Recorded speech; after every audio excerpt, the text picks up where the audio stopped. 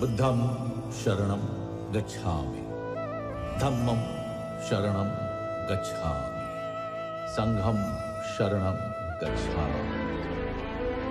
Cosmic event of Mahaparinirvana, but at the same time he is leaving behind the legacy in terms of relics. The term relic derives from a Latin term meaning remains. जिन्होंने बुद्ध को रूबरू नहीं देखा था, उन सब के लिए बुद्ध के अवशेष बुद्ध से कम नहीं थे. Buddha came at a time when India was facing lot of challenges. अब ये तो तय है कि बुद्ध का महापरिनिर्वाण होगा. कि वो स्वयं कहते हैं कि मैं चाहूं तो अनंत काल तक जी सकता हूं. रेलिक्स थे, उसको कलेक्ट करके एक जार में कुशीनगर के लोगों ने रखा. बुद्ध अपने समय के क्रांतिकारी थे और उनकी क्रांति इतनी बड़ी थी कि आज भी वो मनुष्यता को प्रभावित कर रहा है. It's an inspirational story.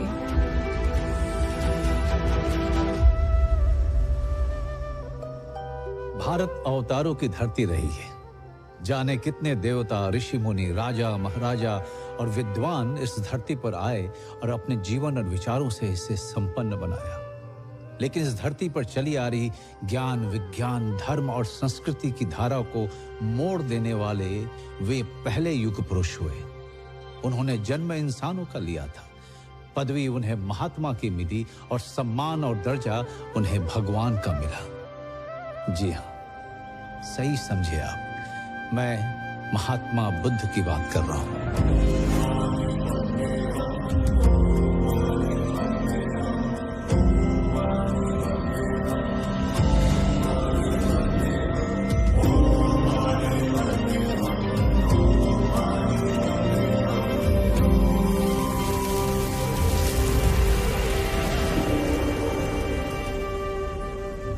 नमस्कार, मैं हूं मनोज वाजपेयी और आज मैं आपको सुनाने जा रहा हूं उस व्यक्ति की कहानी जिसका जन्म तो भारतवर्ष में हुआ, लेकिन उन्होंने भारत ही नहीं, दुनिया के इतिहास, भूगोल, दर्शन, आचार, विचार को पहले जैसा नहीं रहने दिया. महात्मा बुद्ध ज्ञान और विचार की ऐसी मशाल बन के उभरे कि सिर्फ भारत तक सीमित नहीं रहे.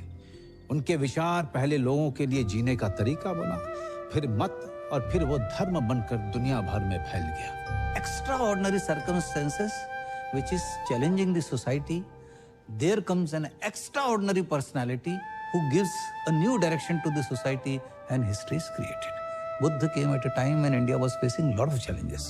मैत्री का कंसेप्ट है, जब मुद्दता का जो कंसेप्ट है, देन माइंडफुलनेस है, विपස්සना है ना, ये पूरी दुनिया में इसलिए ये इतना आगे बढ़ी क्योंकि they are so simple yet so logical yet so meaningful yet so effective. Rajmahal की संपूर्ण सुख सुविधा के बीच जब जीवन का यह कष्टकर स्वरूप राजकुमार सिद्धार्थ के सामने नहीं आया था, तब भी उनमें एक तत्व सर्वाधिक था, जिज्ञासा का. जिज्ञासा सवाल में बदलती है, सवाल तर्क में परिणत होता है, तर्क अपनी कसौटी पर विश्वास को छानता है और उसमें अंधविश्वास को अलग कर देता है. ठीक यहीं पर बालक सिद्धार्थ के बुद्ध बनने का बीज पड़ चुका था. एक आगामी क्रांति की मौन शुरुआत हो चुकी थी. बुद्ध अपने समय के क्रांतिकारी थे और उनकी क्रांति इतनी बड़ी थी कि आज भी वो मनुष्यता को प्रभावित कर रहा है. बुद्धिस्ट फिलॉसफी इतनी लॉजिकल है और इतनी सटीक है, इतनी deep as well as intensive है, जो यूरोप की पोस्ट मॉडर्निज्म है, मॉडर्निज्म है, इनके साथ अगर कुछ मैं कंपेयर करूं तो मुझे नहीं लगता कि वो कहीं टिकती है. बुद्ध अपने घर से निकलने के बाद ज्ञान के लिए बहुत भटके, मगर उन्हें ज्ञान मिला भी तो कहां? न काशी में, न प्रयाग में, न राजधानी में, न जंगल में. उस गया में जो जिंदगी नहीं, मृत्यु के संस्कार, पिंडदान के शहर के रूप में मशहूर था. तो इस गया में एक पीपल के पेड़ के नीचे बुद्ध निर्वाण या ज्ञान पाते हैं. इसी कारण वो स्थान बोध गया कहलाता है. वहां से वो काशी के पास सारनाथ पहुंचे और जहां उन्होंने अपनी पहली शिक्षा दी और धम्म की स्थापना करी. जीवन चला जाता है, उसके निशान शेष रह जाते हैं. बुद्ध के जाने के बाद जो व्यापक रिक्तता या खालीपन पैदा हुआ, उनके फॉलोअरों ने उसे उनके रेलिक्स यानी अवशेषों से भरा. जिन्होंने बुद्ध को रूबरू नहीं देखा था या जिन जगहों पर बुद्ध जा नहीं पाए थे, उन सब के लिए बुद्ध के अवशेष बुद्ध से कम नहीं थे। बुद्ध के 3 तरह के अवशेष मिलते हैं। पहला शारीरिक यानी बॉडीली रेलिक्स, इसमें बुद्ध के शरीर की राख या उनके बचे हुए अंग आते हैं। दूसरा पारिभौगिक यानी कॉन्टैक्ट रेलिक्स, और तीसरा उद्देश्यक या धम्म रेलिक्स। यहां प्रश्न यह भी उठता है कि जिस बुद्ध ने जीवन भर त्याग किया, राजपाट छोड़ा, परिवार छोड़ा, वे शिष्यों को अपने अवशेषों के संग्रह और उसके दर्शन के बंदोबस्त का निर्देश क्यों दे रहे हैं? असल में यही सवाल हमें भी इस कहानी तक लेके आई है। बात तब की है जब बुद्ध 80 साल के हो चुके थे। वे जीवन भर गतिमान रहे, जड़ नहीं रहे। ऐसे में यह कहां संभव था कि वो बैठे बिठाए महापरिनिर्वाण को प्राप्त होते। दुनिया अभी इससे अनजान थी, पर उन्हें यह मालूम था कि ये उनके जीवन की आखिरी यात्रा है। आनंद का रोल बुद्ध के जीवन में, उनके जीवन के आखिरी क्षणों में बहुत महत्वपूर्ण हो जाता है। उनकी लास्ट जर्नी में उनका मेंशन आता है बहुत प्रोमिनेंटली, और वो इस कॉन्टेक्स्ट में भी आता है कि वो सबसे आखिरी उनके बुद्ध के शिष्य थे जिन्होंने अरहतशिप, जिनको एनलाइटनमेंट प्राप्त हुआ था। आनंद और भगवान का संबंध कैसा है? उपस्थाक यानी पर्सनल अटेंडेंट। तो एक दिन भगवान ने कहा कि अब मेरी आयु हो गई है, मैं 60 वर्ष का हो रहा हूं, अब मुझे कोई उपस्थाक दिया जाना चाहिए जो निरंतर मेरे साथ रहे। एक एक कर सभी भिक्षु खड़े होते हैं और कहते, भगवान मैं आपका उपस्थाक बनूंगा। सिर्फ एक व्यक्ति खड़ा नहीं होता है, जिसका नाम है आनंद। आनंद बैठे हुए हैं, भगवान के चचेरे भाई बैठे हुए हैं, वो खड़े नहीं होते। तो सबने आनंद की ओर देखा तो आनंद खड़े हुए कि मैं भगवान का उपस्थाक बन सकता हूं, लेकिन मेरी कुछ शर्तें हैं। एक शर्त कि भगवान, कोई यदि आमंत्रण मेरे पास आए और मैं उस आमंत्रण को स्वीकार करूं तो उस आमंत्रण को आप स्वीकार करेंगे, वरना मेरी कौन सुनेगा? भगवान ने कहा ठीक है, मैं स्वीकार करता हूं। और एक बात, आप अपने भोजन में से मुझे भोजन नहीं देंगे। क्यों?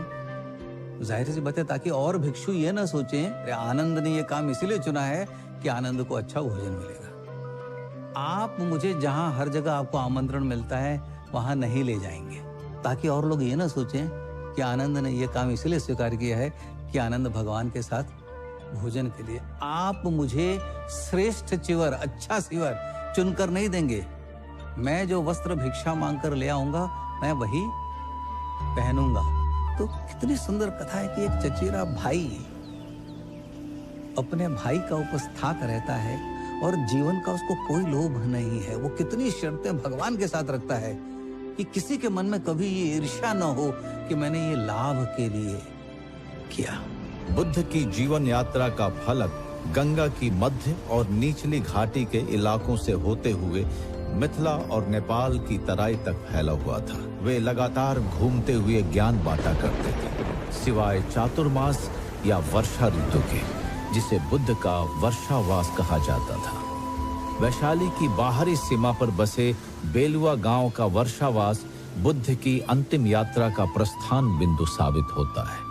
यात्रा अब तक निष्कंटक चल रही है, पर काल को आगामी आहट का आभास भी तो देना था।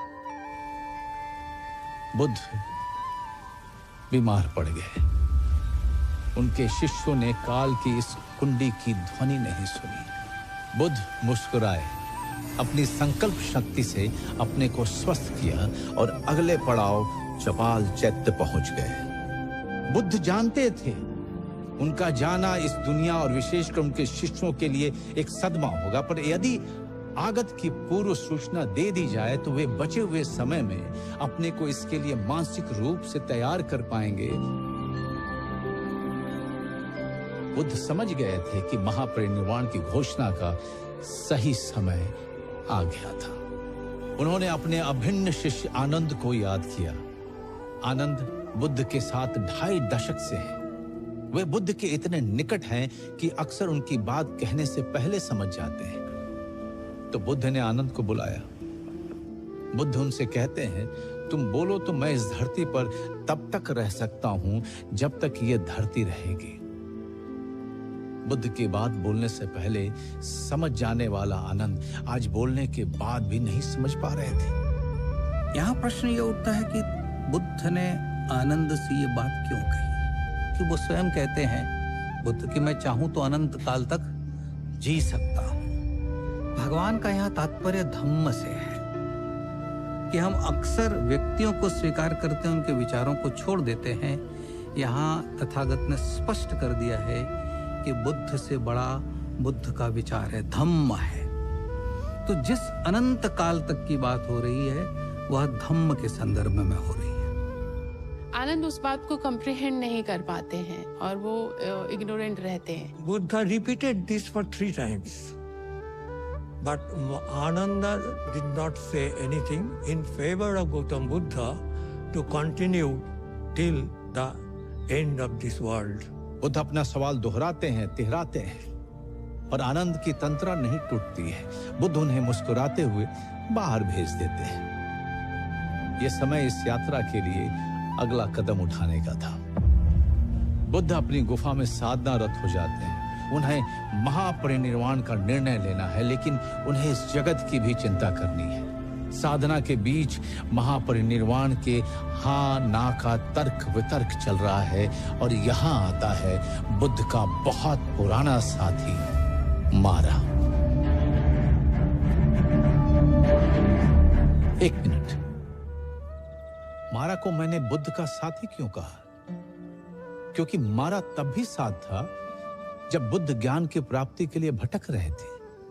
थेरवाद में मारा वही है जो हिंदूवाद में कामदेव है। भीतर की लालसा साथी तो रहती है, उफन कर बाहर आकर हमें वश में करने को आतुर तो रहती है। तो साथी ही हुआ ना। मारा बुद्ध को निर्वाण पाने से पहले भी भटका रहा था, पर बुद्ध मारा पर विजय पाते हैं और निर्वाण प्राप्त करते हैं। अब मारा को पता है कि वो बुद्ध पर विजय तो पा नहीं सकते। मारा यहां दूसरा रास्ता अपनाता है, विनती का। बुद्ध की तपस्या किस हद तक है कि मारा को भी उनसे प्रार्थना करनी पड़ती है कि अब तो आप अपना परिनिर्वाण प्राप्त कर लो। Don't trouble yourself that I will enter nirvana anyway. It's in my hand. I know, I can see through, and I know what your intentions are behind troubling me and prompting me and pushing me towards that state. In Buddha's absence, his words, his teachings would be their guiding line.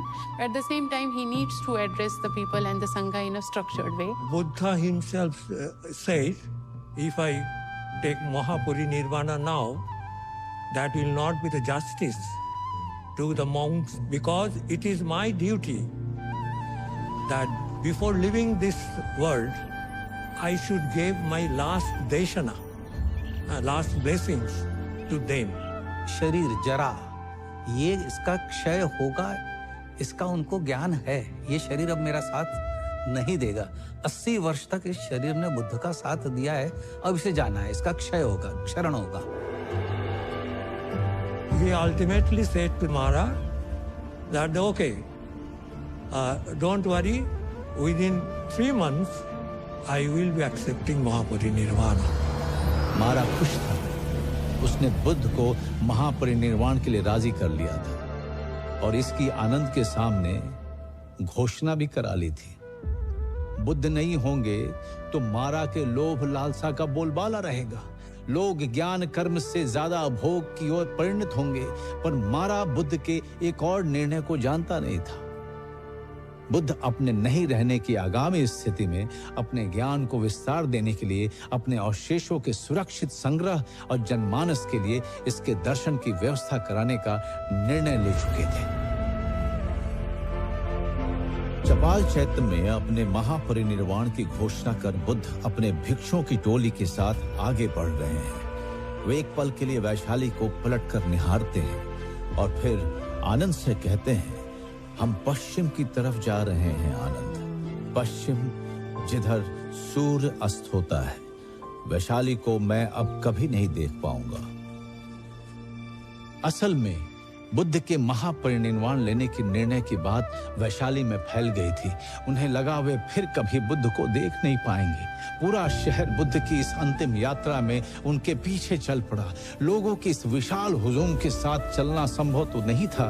Buddha लोगों को लौटने के लिए कहते हैं, पर लोग उनके महापरिनिर्वाण की बात से इतने दुखी हैं कि वे लौटने को तैयार नहीं है। ऐसे में बुद्ध उन्हें अपनी एक निशानी देते हैं, अपना भिक्षा पात्र। जहां पर यह घटना हुई थी, आज भी वहां पर एक स्तूप मिलता है। और यह स्तूप कोई छोटा मोटा मामूली स्तूप नहीं है। यह अब तक मिले दुनिया भर के तमाम स्तूपों में सबसे विशाल स्तूपों में से एक है। ऐसा कहा जाता है बुद्ध का वो भिक्षा पात्र उस स्तूप के अंदर अब भी सुरक्षित है। मिट्टी का जो पात्र भिक्षा पात्र है वह 45 वर्ष तक उनके पास रहा। ये कल्पना करना कि एक ही पात्र, उसी पात्र में उन्होंने भिक्षा की। आज हम मिट्टी का एक पात्र हम अपने घरों में जो चाय का प्याला होता है उसे कुछ दिनों पे गिरा देते हैं या टूट जाता है। यानी जब वो भूमि पर भी रखते होंगे, धरा पर, जमीन पर भी रखते होंगे, तो अवेयरनेस कितनी है। तो जो विपश्यना करते हैं कि एक सांस के साथ अवेयर होना, तो ऐसी तपस्या, ऐसा अवेयरनेस कि वो पात्र कभी उनके हाथ से गिरा नहीं। अब ये तो तय है कि बुद्ध का महापरिनिर्वाण होगा और इस 3 महीने में ही होगा, लेकिन उसका निमित्त कौन बनेगा? बुद्ध अपने शिष्यों के साथ वैशाली से विदा ले चुके हैं। कुछ हफ्ते में वे हंतगांव, हाथीगाम, भोगनगर, भंगाम होते हुए पावा पहुंचते हैं और वहां एक आम के बगीचे में उनका डेरा डाला जाता है। पावा मल्ल राजाओं की दूसरी राजधानी थी। वहां चुंड नाम के उनके जाने माने भक्त का वास था। चुंड धातु के व्यापारी थे। जब उनको पता चलता है कि बुद्ध उनके मतलब अमराई में ठहरे हुए हैं, आम के उपवनों में, तो वहाँ पे वो जाके उनको बहुत प्यार से भोजन के लिए आमंत्रित करते हैं अगले दिन के लिए, और बुद्ध उस आमंत्रण को स्वीकार करते हैं। दूसरे दिन जब बुद्ध वहाँ पे जब जाते हैं आमंत्रण के लिए, तो देखते हैं कि नाना प्रकार के पकवान बने हुए हैं जो उनको परोसे गए हैं। उसमें एक पदार्थ का विशेष रूप से मेंशन आता है, सूकर मद्दो और शुकर मद्दो। एक और बात जो किसी ने गौर नहीं की थी वो ये, बुद्ध ने जब 3 महीने में महापरिनिर्वाण लेने की घोषणा की थी, वो 3 महीना अगले दिन ही पूरा होने वाला था। Gautam Buddha asked Chunda, "Have you prepared Sugara Madhava?" Chunda said yes. Then Buddha asked the Sugara Madhava from him. Gautam Buddha, take a small portion. But immediately, Bhagavan Buddha could realize that this is a thing which no one will be able to digest. यह खाने के बाद भगवान को पीड़ा और हुई और भगवान को रक्तस्राव हुआ, रक्त बहने लगा। तो बुद्ध ने कहा, किसी दूसरे भिक्षु को शुकर मद्दो मत दीजिए, और जो मेरे खाने के बाद बच जाए उसको आप गड्ढा खोद करके उसमें डाल दीजिए। शुकर मद्दो या शुकर मद्दो आखिर था क्या? We are not quite sure what the nature of that dish is. The name has been lost through history, but it suggests that it might be related to swine or potentially mushrooms or truffles. This common parlance that he was offered the meat of a pig, it is not true. चुंड इस ग्लानि में डूबे थे कि उनके भोज्य पदार्थ को खाकर उनके भगवान की ये दशा हुई है। बुद्ध चुंड को बुलाते हैं और उसे बताते हैं कि हे चुंड, तुम अब भी मुझे उतने ही प्रिय हो जितना पहले थे, बल्कि अब पहले से ज्यादा प्रिय हो। जो भी हुआ तुम तो उसके निमित्त मात्र थे, उसमें तुम्हारा दोष नहीं।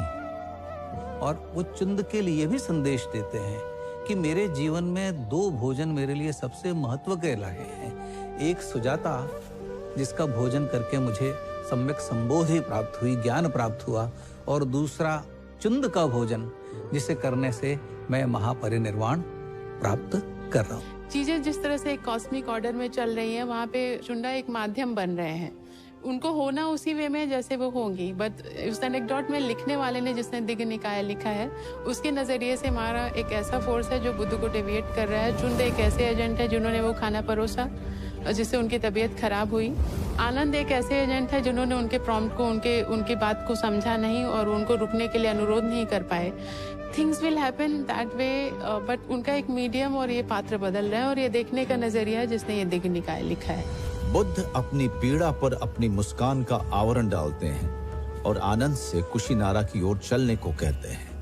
उनका कारवां ककुप्था नदी को पार करने वाला है। वे अपनी टोली को विश्राम के लिए कहते हैं, पर क्या बुद्ध अपनी पीड़ा के कारण आगे नहीं बढ़ पा रहे हैं, या बात कुछ और है? और ठीक यही बुद्ध घोषणा करते हैं कि वे कुशीनारा में साल वृक्षों के वन में रात के बीच के पहर में महापरिनिर्वाण अवस्था में प्रवेश करेंगे, और रात के आखिरी पहर उनका महापरिनिर्वाण हो जाएगा। शिष्यों के समूह में दुख की लहर फैल गई, लेकिन जो तय है दुख उसे टाल नहीं सकता, ना यात्रा को, ना महापरिनिर्वाण को।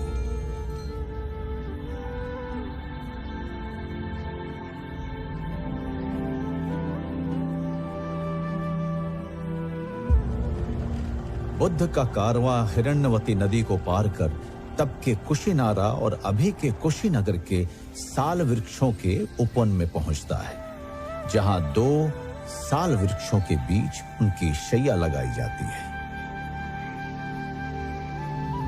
बुद्ध ने अब अपने प्रिय शिष्य आनंद को कुशीनारा के मल्ल राजाओं को ये बता देने के लिए कहा कि बुद्ध महापरिनिर्वाण लेने वाले हैं। इस सूचना ने सोते हुए शहर को जैसे नींद से जगा दिया।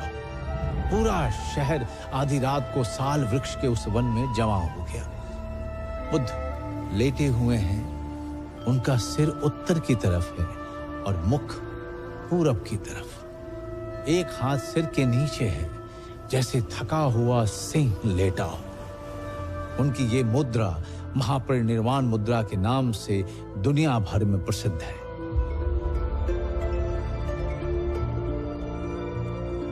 महापरिनिर्वाण से पूर्व उन्होंने एक ऐसी बात कही जो इस कहानी का भी एक नया मोड़ है। आनंद उनसे पूछते हैं कि उनके महापरिनिर्वाण के बाद उनके देह का क्या किया जाए, उनका आखिरी अनुष्ठान कैसे किया जाए। बुद्ध बोलते हैं, मेरे पार्थिव देह के साथ वही करना जैसा मरणोपरांत चक्रवर्ती सम्राट के देह का किया जाता है। किसी चक्रवर्ती राजा की मृत्यु हुई है, going back in history before Buddha और एनी अदर एनेक्डोट, सो हमें राजा दशरथ का एक रेफरेंस मिलता है वाल्मीकि रामायण में, अयोध्या कांड में पर्टिकुलरली। महाराज दशरथ को भी लकड़ी की तेल से भरी हुई द्रोणी में रखा गया था जब तक भरत नहीं आ जाते। तो भगवान बुद्ध को भी किसी की प्रतीक्षा है, और वो है महाकश्यप, जो उस समय कुशीनारा में नहीं है, वे कहीं और है। यह बात लॉन्गर रन में ममीफाई करने की नहीं हो रही है, यहाँ कॉन्टेक्स्ट अलग है। उस बात को किस तरह से तब तक उसको प्रिजर्व किया जाए, उस कंडीशन में रखा जाए कि लोग उसको होमेज पे करें, वो विकृत ना हो। पर जैसा दीघ निकाय के महापरिनिर्वाण के सूत्र में कहा गया है, बुद्ध ने आनंद से कहा कि महापरिनिर्वाण के बाद उनके पार्थिव शरीर को नहलाया जाए, फिर 500 कपास के वस्त्रों के तहों में लपेट के रखा जाए। दाह के बाद उनके शरीर के बचे अवशेष और राख को शहरों के मुख्य चौराहों पर स्तूप बनाकर सुरक्षित रखा जाए, और इसे वैसे ही सम्मान दिया जाए जैसे मुझे दिया गया है।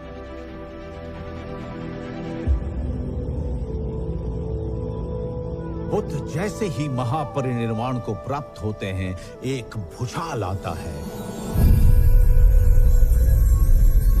कुछ देर बाद जब धरती थमती है, तब साल के वे वृक्ष फूलों से भर जाते हैं, और वे फूल भगवान बुद्ध की पार्थिव देह को ढक लेते हैं। हैरानी की बात यह है कि यह मौसम साल वृक्ष में फूल आने का था ही नहीं, पर यह प्रकृति की प्रतिक्रिया थी, मानो वो इस महान पुरुष को आखिरी भावभीनी विदाई दे रही है।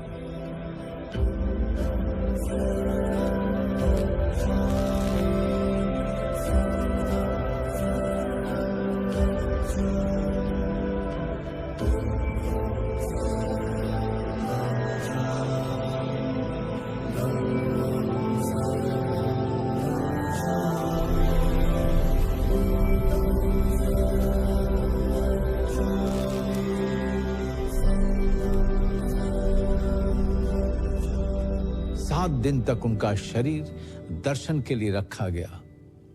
उस समय षोडश यानी 16 महाजनपद थे। उनमें से ज्यादातर बुद्ध को मानने वाले थे। वे सब वहां पहुंच जाते हैं। When news started to spread, people wanted to come and venerate the body of the Buddha before it goes through the process of the final cremation. And of course, Kushinagar was in the Malla kingdom, and the Mallas had long been supporters and advocates and worshippers of the Buddha.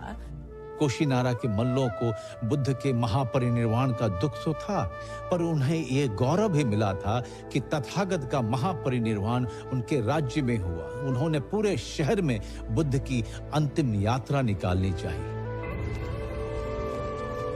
मल्लों द्वारा जब बुद्ध की चिता को अग्नि देने के सभी प्रयास विफल हुए, तब अनिरुद्ध उन्हें समझाते हैं कि बुद्ध के जाने माने शिष्य महाकश्यप 500 बौद्ध भिक्षुओं के साथ बुद्ध के अंतिम दर्शन को आ रहे हैं। तथागत चाहते थे उनका आखिरी अनुष्ठान महाकश्यप और उन भिक्षुओं के आने के बाद ही किया जाए। अंत में जब महाकश्यप और 500 भिक्षुओं की टोली वहां पहुंचती है, वे बुद्ध के बताए हुए तरीके से उनकी आखिरी रस्में करते हैं। महाकश्यप चिता को अग्नि देने के लिए मशाल लेते हैं, पर ये क्या?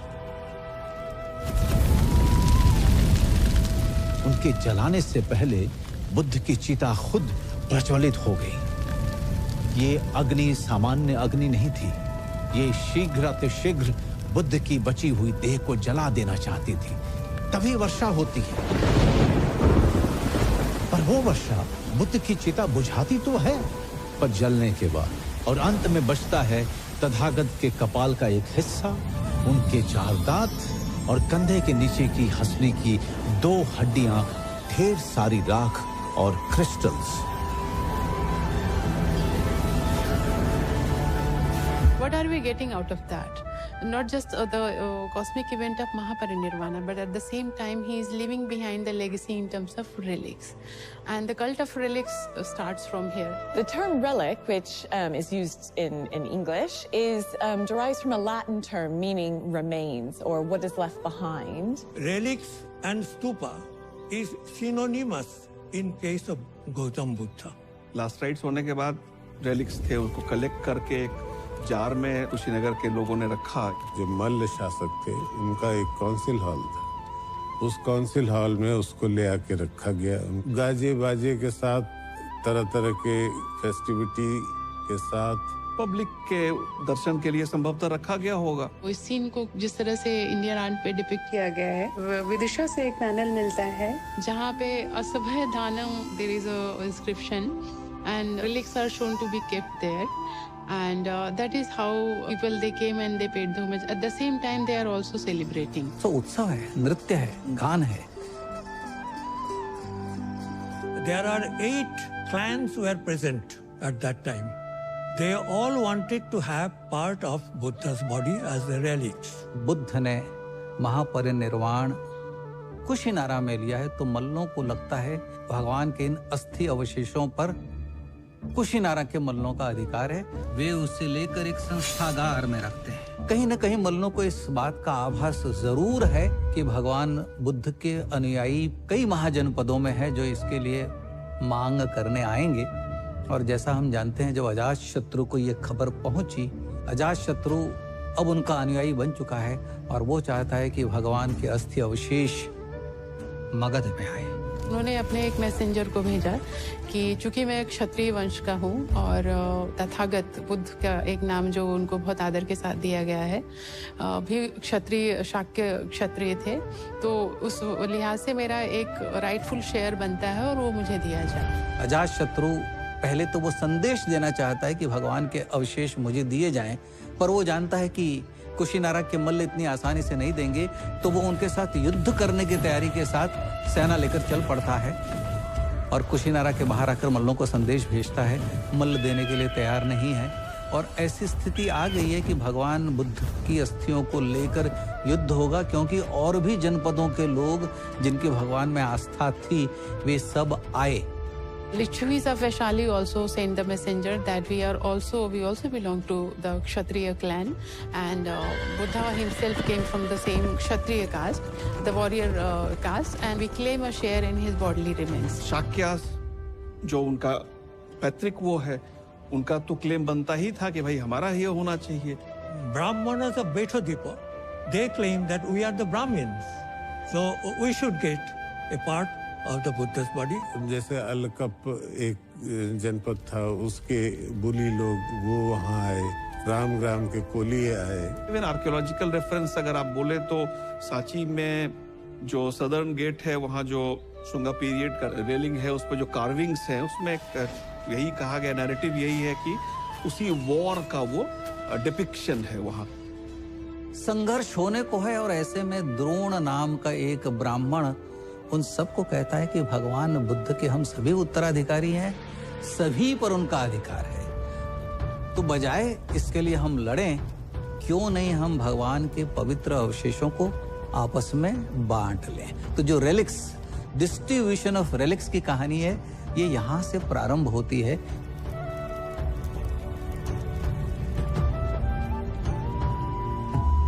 आर्ट तो ओरिजिनल जो पावरफुल डायनेस्टीज थे उनके बीच में डिस्ट्रीब्यूट हो गया.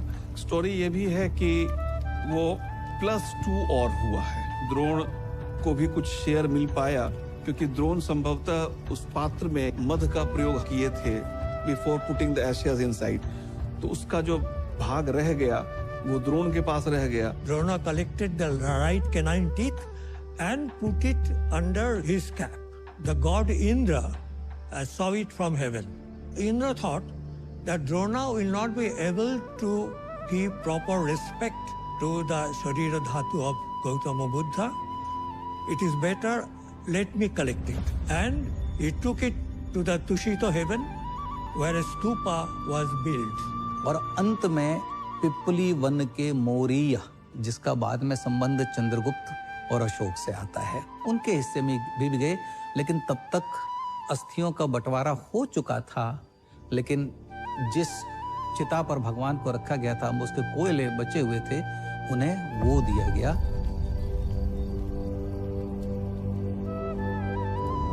अजातशत्रु ने तो कुशीनारा से मगध तक बुद्ध के अस्थि कलश के साथ मानो एक भव्य जुलूस निकाल दिया था. इस प्रकार विभिन्न जनपदों और राज्यों में बुद्ध के पवित्र अवशेषों पर स्तूपों का निर्माण कर उन्हें ससम्मान स्थापित किया गया. इस तरह तथागत के बचे हुए अवशेष देश के अलग अलग कोनों में 8 स्तूपों में सजकर सुरक्षित हो गए, पर बाद में मिले केवल 2 स्तूप. लिच्छवी थे वैशाली के, उन्होंने जो स्तूप बनाया था वो मिट्टी का स्तूप है. और आज भी वैशाली में जो राजा विशाल का गढ़ है उसके पास वो स्थित है, और वहाँ एक्सकवेशंस हुए थे, वहाँ से अस्थि अवशेष प्राप्त हुए थे. विलियम क्लैक्सन पेपे ने 1898 में उत्तर प्रदेश राज्य के सिद्धार्थ नगर के पिपरहवा स्तूप का उत्खनन किया, जहां से उन्हें एक बड़ा पत्थर का संदूक मिला. उसमें हड्डियों के टुकड़े, राख और प्रेशियस स्टोन से भरे 5 छोटे कलश थे.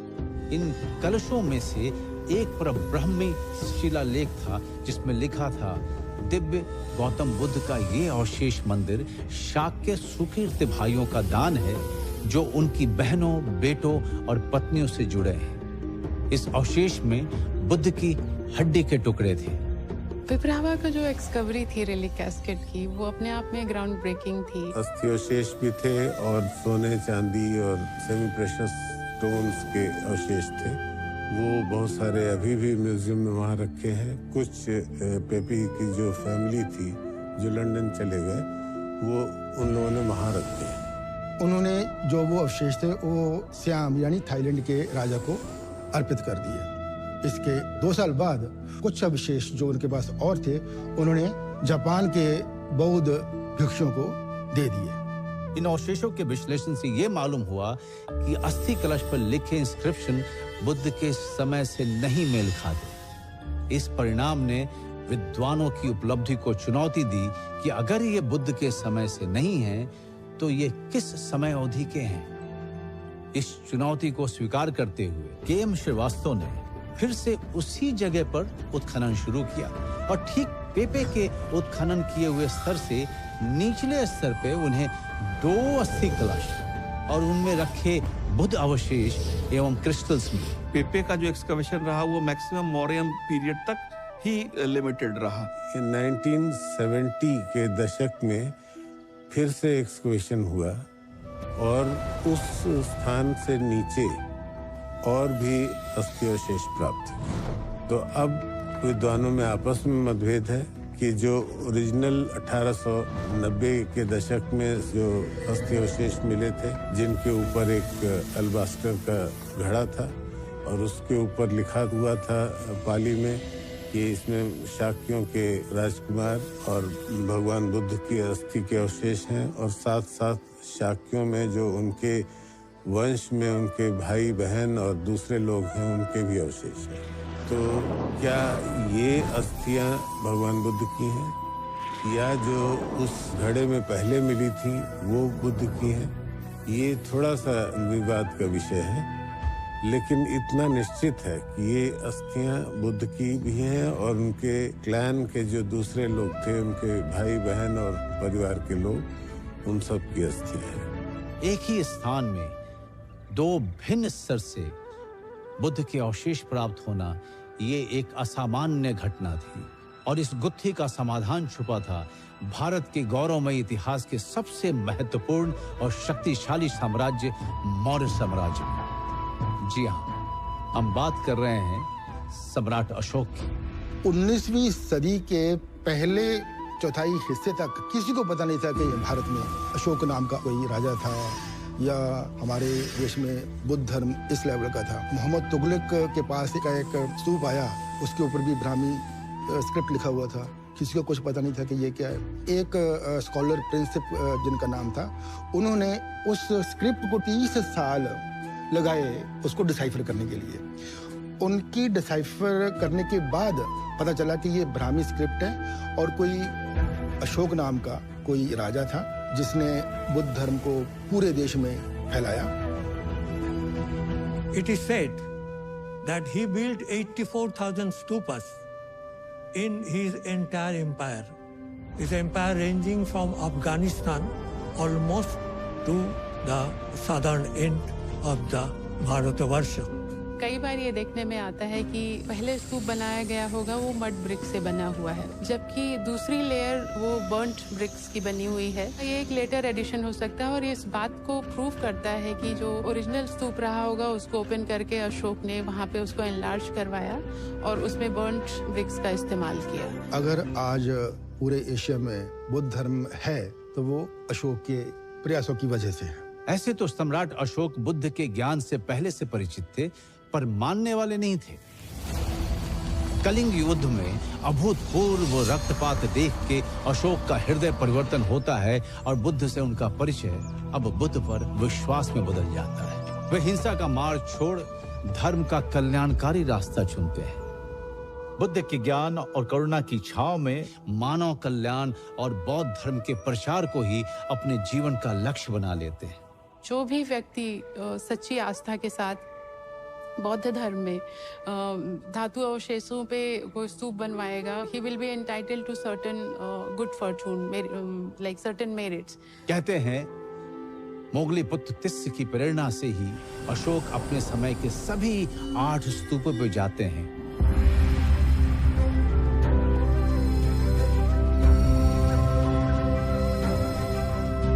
इन स्तूपों का भव्य पुनर्निर्माण कराते हैं और यहाँ से बुद्ध के अवशेषों का हिस्सा लेके उसे 84,000 हिस्सों में बांटकर अपने साम्राज्य के कोने कोने में फैला देते हैं। अब प्रश्न ये है कि 84,000 की संख्या कहाँ से आई? क्योंकि भगवान बुद्ध के सारे वचन जो सूत्र हैं वो 84,000 हैं। 84,000 स्तूप नहीं मिले हैं अभी तक।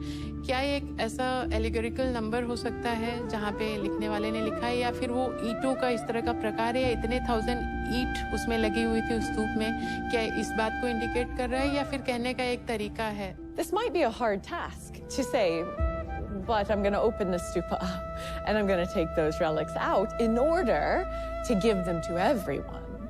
But Ashoka does this. He's successful for 7 of the what's known as the Drona stupas, these original stupas. ऐसा नहीं है कि हर स्तूप से उन्हें बौद्ध के अवशेष मिल ही गए। ऐसा क्या था कि अपने समय के चक्रवर्ती सम्राट अशोक को एक स्तूप से खाली हाथ लौटना पड़ा था? ये कौन सा स्तूप था?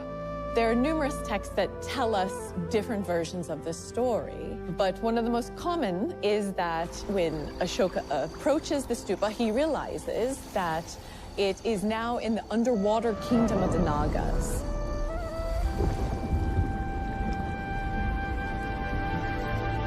इसी बात का वर्णन अशोक अवदान भी करता है and as a testimony to that at Amravati we see that Nagas entangled and they are guarding a stupa. The 2nd century CE Amravati stupa has a relief carving which is now known as the stupa venerated by elephants. Around the body of the stupa, a Naga is intertwined.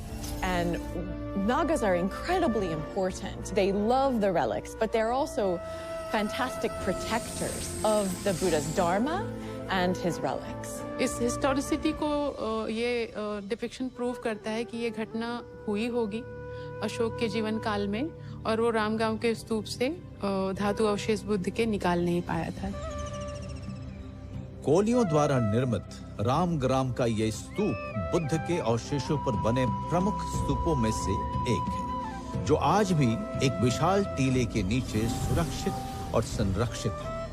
क्योंकि यहाँ आज तक खुदाई नहीं की गई, इसलिए पुख्ता तौर पर तो कुछ नहीं कहा जा सकता, पर ऐतिहासिक तौर पर ऐसा दावा किया जाता है कि बुद्ध के अस्थि कलशों में से एक यहीं सुरक्षित है। ये जगह वर्तमान में यूनेस्को वर्ल्ड हेरिटेज साइट के अंतर्गत आती है। दुनिया के इतिहास में इसकी जो मिसाल कहीं नहीं मिलती है। दूसरे देशों के लोग राजदूत भेजते थे, इन्होंने धर्मदूत भेजे। तो उन्होंने बुद्धिज्म को न केवल एक्सेप्ट किया बल्कि अपने बेटी संघमित्रा और बेटे महेंद्र को भी उस उद्देश्य से भेजा जहाँ पे वो जाके बुद्धिज्म को प्रोपेगेट कर सके। He sent his daughter and she wanted to go, Sanghamitta. She traveled with 11 other nuns to the kingdom of Sri Lanka at the request of King Tissa, who wanted to establish an order of nuns there. So when Sanghamitta arrived, she gifted a cutting from the Bodhi tree from Bodh Gaya. The queen and many of the other women who attended her converted to Buddhism as well. The order of Buddhist nuns and Theravada Buddhism, it prospered for around 1500 years after the Buddha's death. So for a very long time, there's a strong tradition of this order of Buddhist nuns. Through trade, you disperse religion as well. And so we see areas in Southeast Asia adapting to Buddhism. पर ऐसा क्या कारण है कि अशोक के 84,000 स्तूप बनाने का ऐतिहासिक प्रमाण तो मिलता है, पर उनके मिले स्तूपों की संख्या 84,000 के शतांश भी नहीं है, महज दर्जनों में है। क्या वे बाद के शासकों द्वारा नष्ट कर दिए गए या बाहरी आक्रांताओं ने अपने हमले में इन्हें मिटा दिया?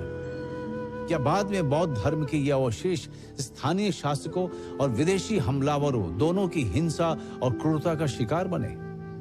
खुद बोध गया का बोधि वृक्ष भी कई बार कई शासकों के द्वारा काटा गया। Many of the stupas were damaged by locally. They have taken away the stone or the bricks and built up their home. कई स्तूपों को लोगों ने डिस्ट्रॉय कर दिया, का विनाश कर दिया इस आशा में कि इनमें कोई बहुत खजाने हैं। जो इस्लामिक पीरियड आया या जो इन्वेडर्स का जो हमारे यहाँ वो हुआ, तो उसमें कहीं ना कहीं हम लोग बहुत कुछ लूज किए हैं। Later kings हुए, they were like Vaishnav and Shaiv and they had inclination towards supporting those religions, but at the same time the inside structure of Buddhism itself, like inside corruptions, also contributed a lot to the way the Sangha slowly moved towards decay. कुछ text जो बाहर चले गए, खास करके श्वेनसांग और फाहियान जो copy करके ले गए, उन सोर्सेस को बेस करके हम लोग आज इतिहास को देखने का प्रयास करते हैं, क्योंकि हमारे अपने ओरिजिनल सोर्सेस तो नष्ट हो गए। आज भी बुद्ध के अवशेष देश के भीतर उत्तर प्रदेश, बिहार, पश्चिम बंगाल, आंध्र प्रदेश, तमिलनाडु, मध्य प्रदेश, गुजरात, महाराष्ट्र और दिल्ली में तो मिलते ही हैं। देश के बाहर श्रीलंका, जापान, थाईलैंड, म्यांमार, चीन, कोरिया, तिब्बत, नेपाल आदि देशों में मिलते हैं। इन अवशेषों को आप निर्जीव अवशेष ना समझें। ये अवशेष अभी भी इन देशों में फैले बुद्ध के मानने वालों के लिए मिलने जुलने, सांस्कृतिक लेन देन और विचार विमर्श का कारण बनी हुई है।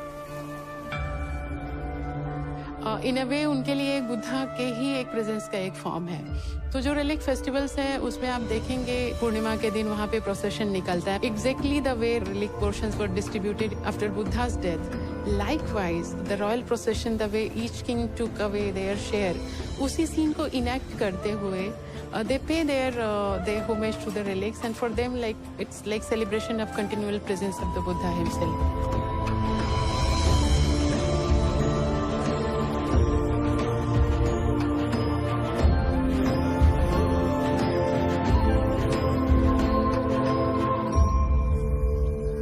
अगला जो मिलियनियम है, अगले जो हजारों वर्ष हैं, वो बुद्ध के हैं, इसलिए कि बुद्ध ने अपने को कभी श्रेष्ठ घोषित नहीं किया, अपने को कभी ईश्वर घोषित नहीं किया। उन्होंने कभी नहीं कहा कि मेरा ही मार्ग ये है और जो मैं कहता हूँ इसलिए मेरे पीछे मत चलो, मैं जो कहता हूँ उसे अनुभव करो, और यदि वो तुम्हारे अनुभव पे खरा उतरता है तो ही उसे मानो।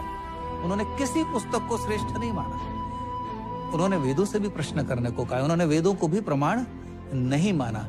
तो किसी एक पुस्तक की सत्ता में बुद्ध का विश्वास नहीं है, बुद्ध का विश्वास अनुभव में है, वो अनुभव जो आपकी कमाई है।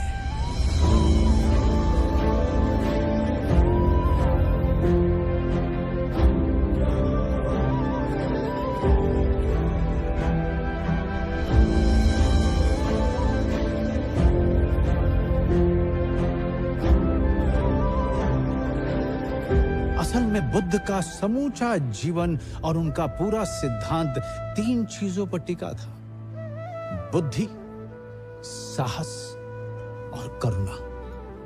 ज्यादातर धर्म भय का व्यापार करते हैं। ये करो नहीं तो ऐसा हो जाएगा, ये करो नहीं तो वैसा हो जाएगा, ऐसा करो नहीं तो नरक या दोजख मिलेगा। पहली बार किसी गुरु ने कहा, डरो मत, किसी से मत डरो, ना गुरु से, ना मंत्र से, ना शास्त्र से, ना लोक से, ना राजा से, ना डाकू से, किसी से भी नहीं।